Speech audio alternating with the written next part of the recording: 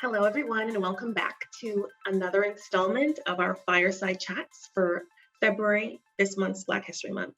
Today, I'm here with Wayne Gibson, Senior Managing Director in FTI's Health Solutions Practice. Hi, Wayne. Good morning. Thanks for joining me today. How are you? I'm good, and thank you for inviting me to this. I'm really excited both about Black History Month and to have an opportunity to speak and hopefully share some of my thoughts. Awesome. Well, let's dive right in. Wayne, how long have you been with FTI and what's your path been like at the firm? Yeah, it'll be 15 years this summer. So I think that makes me, one of the longer tenured folks, I think, at this point. In terms of pathway, I always think it's a little bit unique. I always feel I'm a bit of an odd bird for probably many reasons, but certainly my pathway and that, my training, it was environmental science and economics in terms of schooling and degrees. Started my career actually with Arthur Andersen in a kind of disputes investigative consulting practice.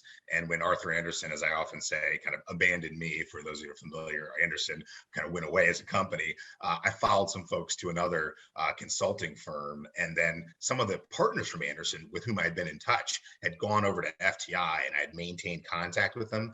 And they had kind of continuously reached out to me and saying, "Hey, Wayne, you should really think about FTI. Why don't you come to FTI? Why don't you come to FTI? Hey, Wayne, come to FTI." And so after about 5 years of that, I ultimately listened to them and made the move and came over to FTI in 2007 and joined at the time what was kind of called a regulatory consulting practice, which ultimately in 2013 got put together in what's now known as our Health Solutions Consulting practice. Wow, that's awesome. So it's been basically 15 years since you've been here. So I'm sure you've seen the firm and the practice take a lot of different iterations and evolve since you've been here. So if we can talk a little bit about how the firm has kind of shifted and shaped in terms of diversity and currently what's going on, I would love to hear your perspective on, the aspect of trying to engage different types of recruiting efforts and just overall your perspective on, diversity in FTI's workplace. Yeah, and it's really been, I think, a significant change. Now, there's a lot of work to be done from my perspective, absolutely, I think from a lot of others. But, if I think about what the firm probably both looked like and was focused on in 2007 versus where we are today, it's pretty dramatically different. You take that kind of from my perspective, top to bottom. I think, from the C-suite and certainly the diversity we currently see within the C-suite with both people of color, women, that wasn't present in 2007, for example. And then some of the initiatives we now have, including just our focus on both tracking diversity, on recruitment of URM, and the way we think about that and the energy we put behind it. It's, from my perspective, kind of grown by leaps and bounds. And that's obviously very meaningful to me, because I can't say, we talk about being here 15 years. I can't say that I would still be here if that weren't the case, right? It's one of the things that helps me as a person of color, feel good about our company, feel good about the direction, and feel good about what I can do in terms of having an impact. And I think that's both internally in terms of what we've done in our efforts to recruit and retain, but also things we're doing externally in some of that focus to kind of push out initiatives. I know I've been really pleased even recently to be involved in initiatives that, for example, we've been partnering with CorpFin to help reach out to Xavier University in Louisiana, where we're doing something. We're actually, endowing a chair and sponsoring scholarships. And for those of you that wouldn't know, Xavier University is an HBCU that's actually the third, ranked HBCU in many aspects that doesn't really have the name recognition of some of the larger ones. And we really have an opportunity to reach out with, Sean Gums and other folks in CorpFin. That's a thing that I couldn't even imagine us doing, frankly, as a firm in 2007. And I give that as an example, but I think there's a lot of energy around those types of initiatives that really pleases me. Still a lot more we can do, but over the past really even, certainly the last 3, 4, 5 years, and obviously in the last 2 or 3 years, there's been a lot more energy and a lot more focus. That's amazing. I didn't even know about that initiative with Xavier University, honestly. So it's just coming out. So I may be a little bit out in advance of the broader announcement, but apologies to Sean. But that's certainly, I cite that as an example because I think it's something that we just didn't think about before. Well, I love to hear that. Thank you so much. And also within kind of the broader context of diversifying and just being really mindful of the current context. This year's theme for Black History Month, of course, is it's Black health and wellness specifically. And Black Americans have been disproportionately impacted by the pandemic. As an expert in health solutions, can you offer any sort of just perspective on how maybe your work and then just generally in the last 2 years, perspectives and just general landscapes have maybe shifted with regards to perspectives on health, perspectives and conversations around the intersection of race and the work that we're doing in health solutions?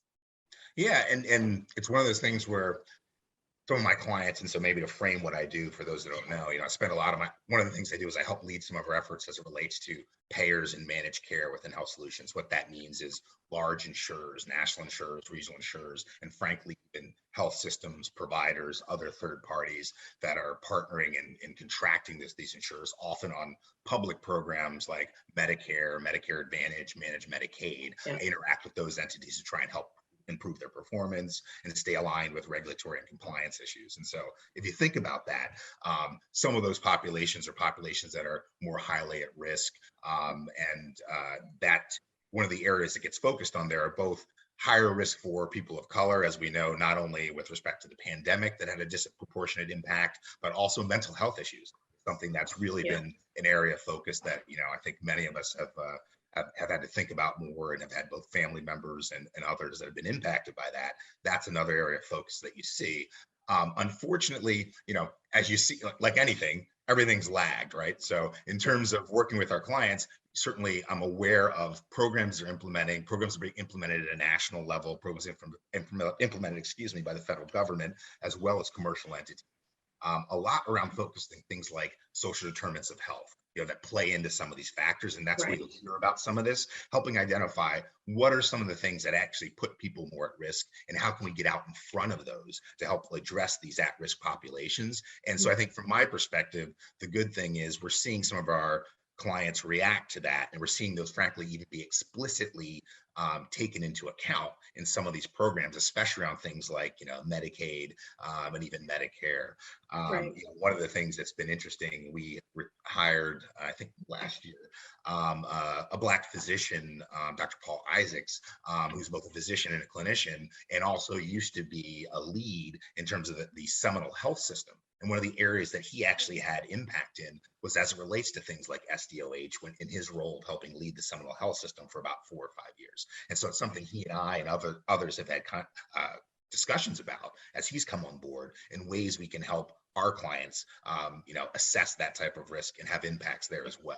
And so our team is focused on it. And it's an area that, when we talk about my time at FTI, we're also putting a lot more energy and expansion towards our managed care and payer capabilities, which includes things like Medicaid and Medicaid managed care. So we've also brought on board other experts in that area that can help us drive at that. And in dealing with those entities, the managed care organizations that have contracts with the states that are helping address some of these at needs and high risk populations, we're going to have more and more opportunities to have impact.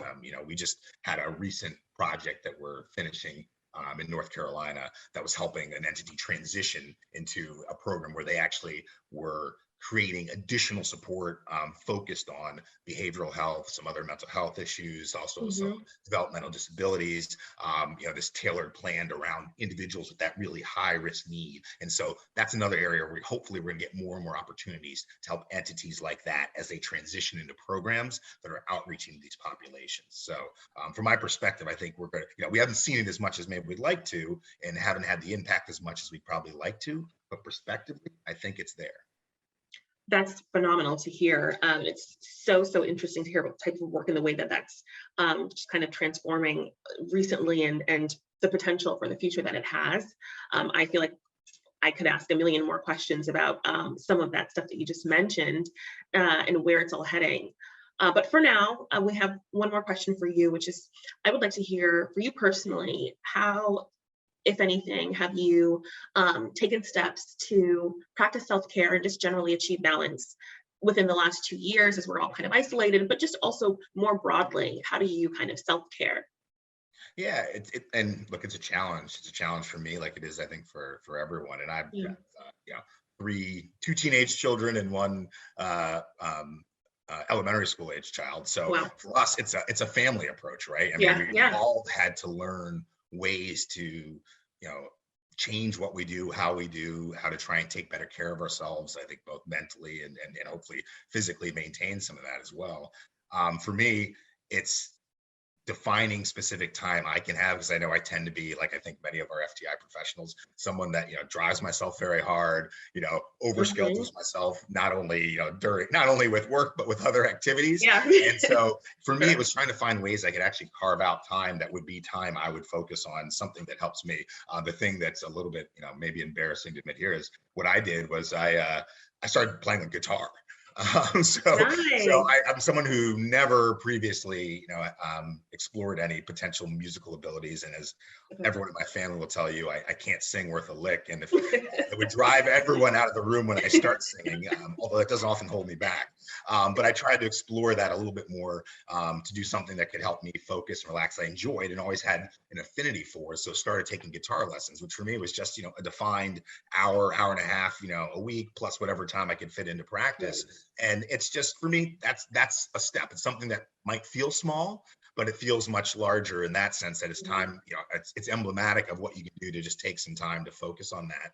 And then I think, along with that, it also allows me to engage in things with my kids who are all more musically inclined than I am, where we can actually collaborate in certain ways if they're playing piano or playing drums, and so it gives me also another way to interact with my family. That's there that kind of, we can convince the kids to put down the phones and the devices. Right. It gives another outlet, right? So I think for me, that's very important. I'd say otherwise also just embracing, especially during the pandemic, finding ways to interact with my extended family and friends. Yeah. I come from a family that did a lot of, holidays were very important to us. We'd gather together for, obviously Yep. things like, Thanksgiving and Christmas, but and some of that got interrupted. But then finding ways to make certain we could reconnect, and we started doing family virtual meetings so we could all have contact with each other every Yeah. couple of weeks, for our extended family, including aunts and uncles.